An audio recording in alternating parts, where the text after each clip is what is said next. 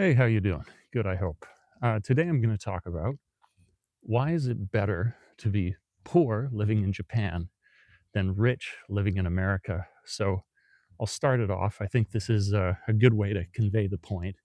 I will pay my rent very, very soon. I live in a roughly 5-year-old home, and it's beautiful. It's spacious. As I say, it's new. It's in a really nice neighborhood. You can see the sort of beautiful gardens that are around me here. I love this place. I get internet included with that, and we're talking like lightning fast internet, access to amenities that are nearby. It's a great home, and it's very affordable. It's $350. So, and that's in yen. So it's say in US, it's like $240, 250. Forgive my math to get it exactly right. So, what I would disclose as well at the beginning of the video, where we still go into details why I think this still holds true, is to acknowledge the other side of the coin, which is that wages have stagnated in Japan. So, you could hear people talking about in previous videos that I've made, if you come at it from the teaching perspective, that back in the 90s, people were getting paid the same amount of yen that they get paid now for working the same job. But what I want to focus in on, like I say, is this X factor is the cost of living. So in the one example that I have for you, and I think that that's one that hits home real well for people, it's the cost of rent. That's one thing. When I talk about people in Canada, if you were to live in Vancouver, famously expensive, you could look at a studio apartment for like $2,000. If not that, you're living with a ton of roommates. You're also living in very old apartments where it may smell like cat urine. There's also the element I'll get into a bit later. There's safety. We'll go into that in more detail. Why I think it's good to be poor here rather than to be rich in North America. But that's kind of like setting the basis. Is just that huge difference in rent, while acknowledging that wages have stagnated in Japan.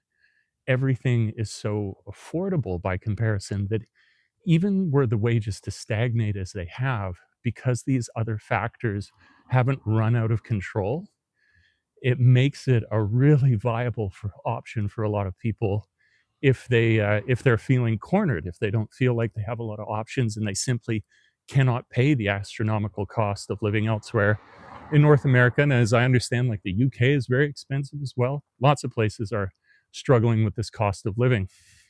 So let's just break it down, all the different parts of this cost of living and how they get created or, like, let's say, converted into cost for you. So I think a good one to follow up with would be, let's say, basic amenities, and let's talk about health. Let's talk about, and what is health composed of? It's going to be what you're eating. That's huge, obviously. And then there's going to be your access to things that make you healthy, like healthcare and also going to the gym. So food's a great one for a number of reasons. Food is just more affordable in Japan. If, like, I see videos all the time now, and I don't think they're exaggerated, talking about how if you went out for fast food in North America, it used to be this cheap option. You could go out, get your, I don't know, your Happy Meal, your whatever, and it would cost you like $8 to $12. Whereas now you could go to McDonald's, you could go to, I don't know, Chick-fil-A, wherever it is you're going to go, and it's going to cost you an exorbitant amount of money. And no longer are even these, what used to be cheap, affordable options, affordable anymore. So that's gone way up. Whereas in Japan, you could go to a place like these beef bowl places, like a Yoshinoya, something like that. And it would probably cost you about 500 yen. So about $5. You get a nice little beef bowl. You get a little miso soup. They have unlimited green tea that you could have if you'd like. You just go up and fill up your cup there. And that's like, I'm setting the bar here at like low, just going out for a cheap meal, let alone if you were actually to make this food for yourself at home. It can be so inexpensive to eat in Japan. So that's huge. Like, other than your rent, Where do we spend money? We spend a lot of it on food, so that's huge. Not to mention, and this is something I truly love in the country, is that there is no tipping where there, what do the Japanese say? Like, you cannot put a price on good service. And where I'm used to getting absolutely killed when I go back to North America, like, I like being able to have some way to express additional gratitude to someone if they've done a really good job. But then it's this weird sort of relationship that you get where it's like, is it honest anymore if you know that this person's working only as a result to get a good tip from you rather than they get paid enough and then you have this, let's say, pure relationship with each other because you know that it's not because they might be trying to extract any more value out of you. So there's no tipping. Generally, the cost of food is so much lower. And then if you even wanted to go out and eat, then that's super affordable too. Like, it's unbelievable, minus the cost of tipping, and then generally how much less expensive things are. It's so much better, truly. Like, I live in the, I live in the, let's say, suburban semi countryside in Ibaraki, famously the least desirable prefecture. But again, that makes the cost of living even lower. And you would not believe what you find out here. Like, I go to these soba restaurants, everything is like handmade teizukuri, and it's the best food you've ever had in your life. I'm thinking how much it would cost in North America, like $80 to eat this. It's all specialty, and your lunch costs you like $15 for this extraordinary food. So let's move on though. I wanted to, that's like one place I wanted to talk about. It matters so much, obviously, our food and our rent. But then in addition to that, I was saying other health elements. So I walk to my gym. It's about a 24-minute walk. My gym costs me about 3,000 yen per month. And to give you a kind of sense of scale there, again, that's like, it's like $22 or something per month. 24-hour gym, excellent equipment. This is probably it's a feature of the fact that the workout culture isn't so evolved here. Like, you can still get Gold's gyms and stuff like that, but because it is less popular, it's more affordable. And then let's just talk about things like your health. So I know this is a big red button issue for a lot of people in North America, as well it should be. Health matters. I have American friends, when I hear about them going in for, what is it, like an MRI or a CT scan, and they talk about the cost of it being thousands of dollars to be able to do this. And here in Japan, you can get that scheduled and pay less than $50 for it, no waiting. Great facility, very, attentive, good doctors. And so the actual act of looking after your health, well, you're not going to be a really rich person. You got this, like, your salary's nothing. You can make sure that you're healthy. And you know that famous expression, like, those who are healthy have a million problems. Those who do not have their health have one problem. So the fact that you can have that looked after in Japan in such a reasonable way, to me, is a huge, huge factor in deciding where might be the better place to live. And importantly, dental is also included with that. So it's not like you get healthcare for one thing and you have healthcare for another and it's separate. If you have paid for your healthcare, look at how beautiful these flowers are. Isn't this nice? Beautiful neighborhood. If you've paid for your health care, as well you should, they won't renew your work visa if you don't, then you're going to be completely covered.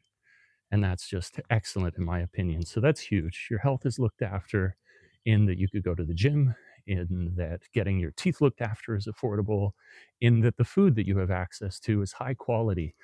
Let's not even get into, otherwise I'll turn it into some huge video, the sort of food standards that they have in Japan, where just do a quick Google, do a quick look. How many food substances, like processed elements, are allowed into North American food supply that are completely forbidden in Japan? They just won't even allow it because they're so obviously toxic, and they've been illegal to put into the food supply for years and years. So that's a big one. That's another thing I have to consider as well. I care about this. Now let's go into another one. This is kind of interesting how it it plays out in your day to day. But I have a really good example for it, and it's safety. So, well, how though? Like, how does safety have anything to do with your living expenses and being poor or rich? Well, I can tell you. So, if you're in a really safe place, that means that you're not going to have that crime costing you money. So, I have a really good friend who lives in Seattle, and he just talks about how insanely careful you have to be with your car because if you've left any valuables out, if you've made the mistake of leaving, whether it's a camera or a phone or a computer, that the chances that you're going to open up your car, or sorry, not open up your car, the chances that you're going to see your car busted into and that thing stolen from you is very high. Whereas I just, I gotta tell you, that is, it's not going to be an issue in Japan. Like I've often joked, like people leave $1,000 cameras on like the Tokyo subway, and then that is turned in. That is not stolen. I joke in Japan that if you had like left your car unlocked, that you run the risk of somebody breaking in and cleaning it. So that safety element, it's great in the first place because you're not going to get in some weird fight. You're not going to get injured. You're not going to have the financial loss of something being stolen from you. But then it means money in the long run because these things cost us each time they happen. You got to replace a computer. You got to fix your car window. You got to do, X, Y, and Z. That safety really matters. So, yeah, you're a little poor. Yeah, you're not going to have cash stacking up. You are going to be in a stagnant wage, but as I say, for health, for your food, for your gym, for your rent, for your internet, forget it, for your phone. The cost of monthly phone plans here, you can get like unlimited data for less than $30 a month. So I think, in conclusion, what I'd say is I don't want to make it all utopic. It's absolutely not that. There's many elements. You could argue that you wouldn't personally prefer to living in Japan as compared to North America.